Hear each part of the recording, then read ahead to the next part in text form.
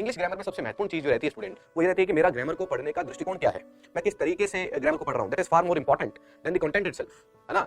महत्वपूर्ण ये नहीं रहता कि मैंने कितने रूल्स पढ़े, मैंने कितने प्रिंसिपल्स मेरे को याद है, कितने नियमों, नंबर ऑफ रूल जो है वो नियमों की संख्या, नहीं, बिल्कुल नहीं इंपॉर्टेंट है। इंपॉर्टेंट एक ही बात है, इंपॉर्टेंट बात ये है कि मेरा दृष्टिकोण क्या है भाषा को लेकर, आप समझिएगा, है ना। हमें उस पर काम करना है। तो हमने ये कहा कि हमें इंग्लिश ग्रामर को नहीं पढ़ना है, हमने पढ़ना है प्रैक्टिकल इंग्लिश ग्रामर को, व्यवहारिक इंग्लिश ग्रामर को, व्यवहार के तौर पे जो इंग्लिश आती है उसको हमने, उसमें हमारा सबसे महत्वपूर्ण रोल क्या रहता है, प्रैक्टिस, क्या रहता है, अभ्यास। हमें नियमों का रटा नहीं लगाना है, हमें रूल्स का रटा नहीं लगाना है, हमें बेसिकली ये देखना है कि भाषा को समझा कैसे जा सकता है।